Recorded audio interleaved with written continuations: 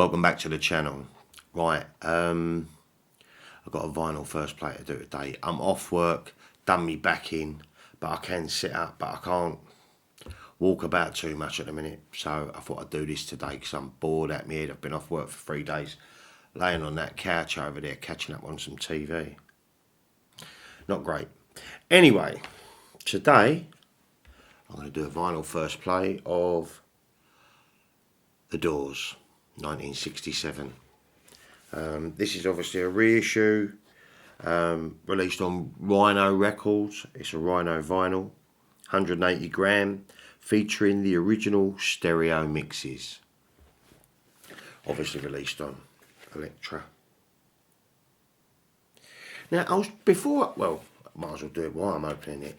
I'm trying to figure out when I actually got into the Doors. Like some bands, you can definitely remember that moment that you thought, wow, you know, these are just... But I cannot... I actually thought I got into the Doors in 91 when the Oliver Stone film came out with Val Kilmer and Meg Ryan as Pam.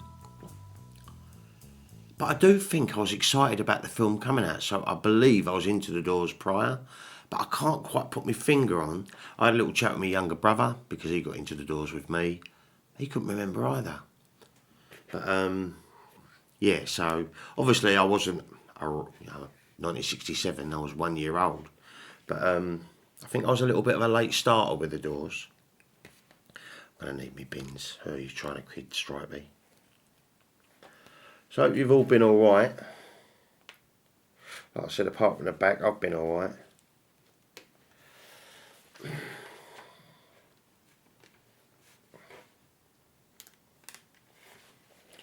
Got no better at this still, as you can see.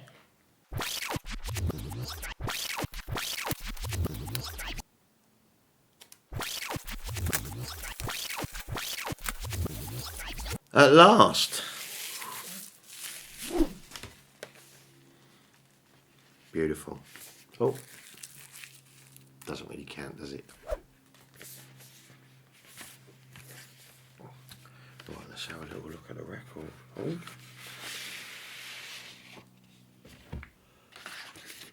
Right, so what we got here? Oh.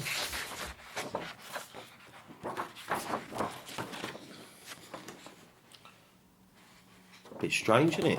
Weird little inner. And no polyvinyl lining, just a plain white inner. So I'll probably have to play that. And there is the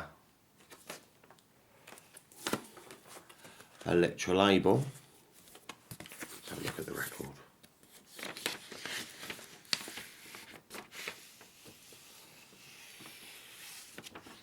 Accumulating all the static on that. Wonderful. Here it is. Gorgeous. Chunky as well. Proper chunky. But I'm going to need to give this one a brush down. It's got a few bits of dust on it. So, before I get into it, and before the Doors done this album, they'd done a training film for the Ford Motor Company.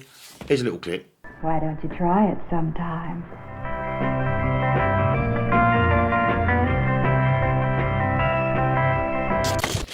And I'll put a link to the full video in the description down below. It's brilliant. Takes you back to a place and time. Nothing else in there, so there you have it. I guess that inner, the Elektra inner, was how it was when it was originally produced.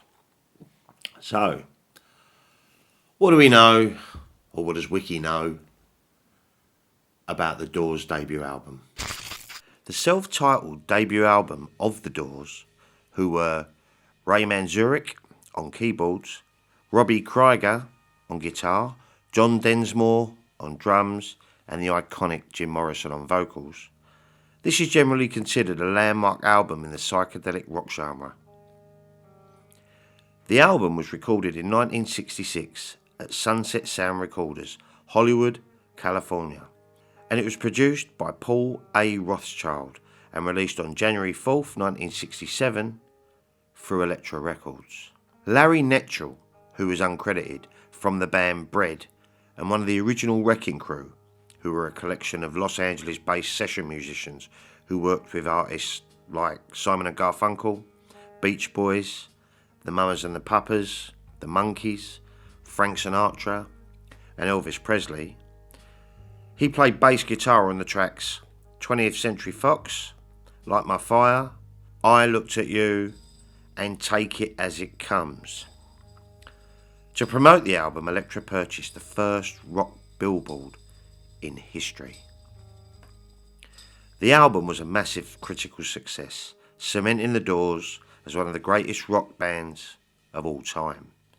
The album inducted into the Grammy Hall of Fame in 2002 and was inducted into the National Recording Registry by the Library of Congress in 2015, based on its cultural, artistic and historic significance.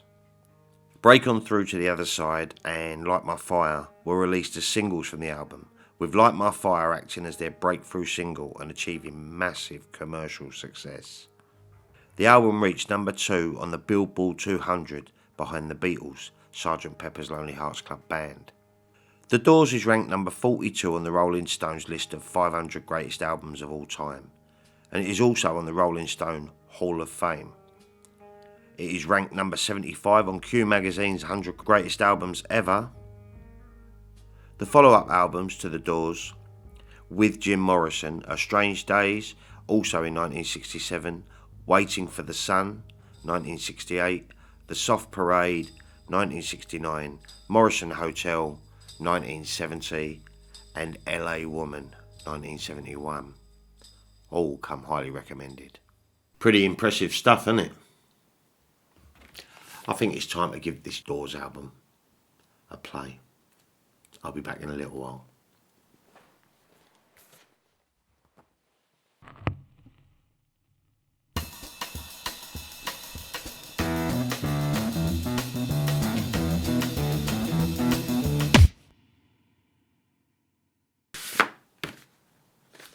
Fantastic.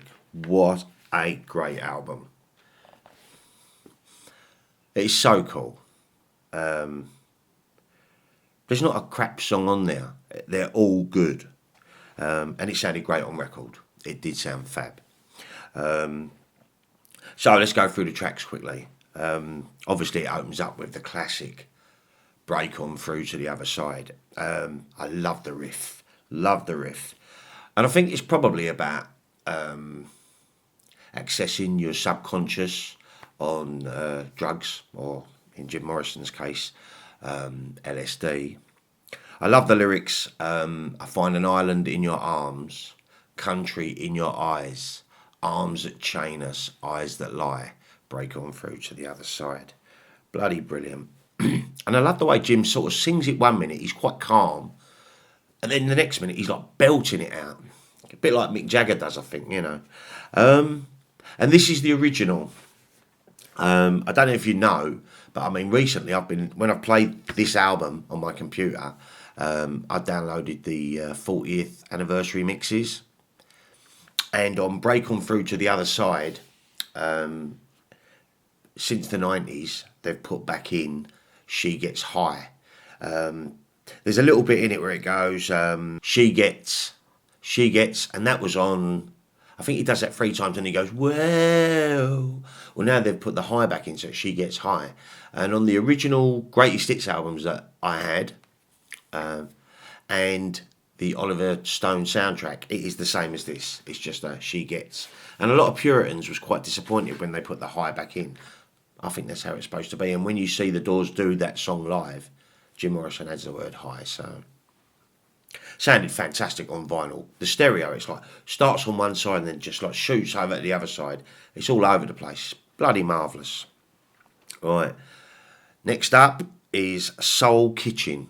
And Ray Manzarek's keyboard riff on this is got a very moddy feel about it. You know, the mod scene just has that little bit of a flavour to it. And I love Jim's smooth. He's got like a double tracked voice. Because apparently, like John Lennon, Jim Morrison didn't like the sound of his own voice. bloody marvellous. But Soul Kitchen is actually referring to a restaurant that the Doors used to visit in the early days. And apparently it was one of Jim Morrison's favourite place to eat. Yeah. That's followed by The Crystal Ship. If anyone's unsure about Morrison's voice, have a listen to The Crystal Ship and tell me that man can't sing. A poet. It's incredible. And I love it. It's a beautiful ballad. The piano, I love the piano work on this as it progresses through. And like I said, Jim's voice just sounded glorious. And it was a song composed about Jim's first serious girlfriend. I think her name was Mary Wellbelow. Yeah. And he wrote this shortly after their relationship ended. All right. Next up is 20th Century Fox. Bit raunchy. It has got definitely some blues influence on this, but obviously it's a psychedelic album, rock album. It's quite an amalgamation of different genres. But 20th Century Fox, I think it's about Pamela Coulson. You know, the pretty girl that you see walking down Venice Beach when he was living on a rooftop. I think that's about her. It sounded great on record. And that's followed by Alabama Song, or Whiskey Bar. I love this. It does suit the Doors. But the song was actually written by iconic German playwright Bertolt Brecht back in 1927. Yeah. And it was put to music later by Kurt Weill on the musical Mahogany. Now, apparently, the story goes, Ray Manzarek had the album Mahogany on vinyl, and he had all the Doors round to listen to it. And they kind of thought it was a bit weird and strange. And it is. I mean, I'll give you a little sample. This is what the original Whiskey Bar from Mahogany sounds like. Oh, show us the way to the next whiskey bar. Can't play too much, obviously, but I'll put a link to that down below so you can check out it on YouTube where they can play it. So they added it to their style, and it just suits the Doors so well. An amazing rock song, absolutely brilliant. And then the last track on side 1, track 6, Light My Fire. This is like, everyone knows Light My Fire, you know. This is such a good song. And it was Robbie Krieger's first song to write with the Doors. I mean, talk about blow your wads, you know. When you say to people, name us 3 Doors songs, Light My Fire, 9 out of 10 times is in that, you know. Morrison wrote the second verse on this one, apparently. And it's a song about passion and sex, I think, really. It was released as a single on April 24th, 1967. But the music was edited to under 3 minutes long. So all the instrumental breaks with Ray Manzarek's amazing keyboards was all edited for AM radio. But it smashed it. It spent 3 weeks at number 1 in the Billboard Hot 100 charts. And Jose Feliciano released it as a single in 1968. And he actually does a really nice version of it. I think I actually have that on vinyl, actually. Amazing. I mean, what's to be said about Light My Fire? Brilliant lyrics, lovely riffs. And like I said, the keyboard is just... And it sounded great. It sounded great. Morrison's voice coming through is just beautiful. Right, now we flip over to side 2. And it starts off with Backdoor Man. Another one, you watch Jim Morrison sing this live. He's the Backdoor Man, you know. And it's a cover of Howlin' Wolf song. And it was co-written by Willie Dixie. And it's just about a guy who slips around the back of married women's houses. And while the husband's out. Yeah. Suits Morrison's persona so well. Very bluesy, and again, sounded fantastic. That's followed by track 2, I Looked at You. Now, this is great. I love it. I think it's a song about casual sex, and I think it's something Morrison probably knew quite a lot about. But when I was listening to it, I could actually imagine the Beatles doing this. Early Beatles. It's that, and we're on our way. I don't know. It just has a slight Beatles flavour about it. Maybe it's just me. But sounded fantastic. Really enjoyed that. That's followed by track 3, End of the Night. Very, very this is really dreamy. I love the atmosphere on this song. And I think it shows the duality of people. Some people are just born into wealth and happiness, and some people work their whole lives struggling really hard to try and achieve. Maybe. Great song. Sounded lovely. End of the night. Doo-doo-doo. Anyway. That's followed by Take It As It Comes, track 4. Take it easy, baby. Brilliant. And I think it could be about sex, or maybe just not wanting to rush things. But I read somewhere that Jim Morrison wrote this for the Maharishi Mahesh Yogi. Don't know how true that is, but there you go. And last but by no means least, the end. Running at 11 minutes 35 seconds. It's a masterpiece. And it does take you on a bit of a journey. Like I said, it's the best part of 12 minutes long, so I think it's about disorder, chaos, the end. Father, yes, son, I want to kill you. Mother, I want to, you know what he said. And I think they sort of mished up his voice a little bit on that bit, so you can't exactly understand what he's saying. I read somewhere it was about the myth of Oedipus. I think that's how you pronounce it, in Greek mythology. Obviously, it was used superbly in 1979 in Francis Ford Coppola's opening to probably one of the best war films ever made, Apocalypse Now. When I hear that, the end, I do automatically think of seeing Vietnam and the choppers coming in.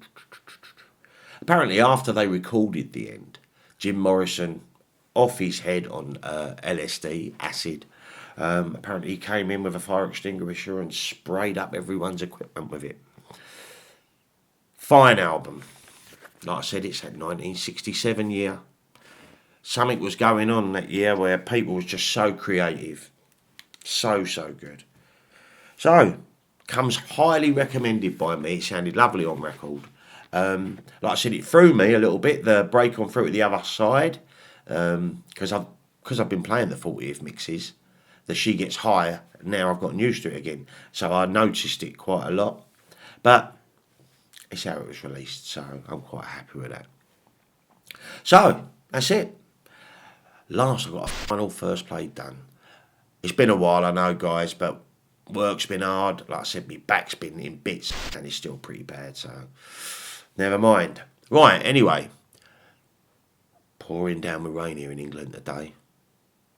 Another grey day, but I suppose we're heading towards winter now, aren't we? So, it's what it is. Right. I'm not going to take up no more of your time. Have yourself a smashing week. And I'll be back with another ramble real soon. Take care, guys.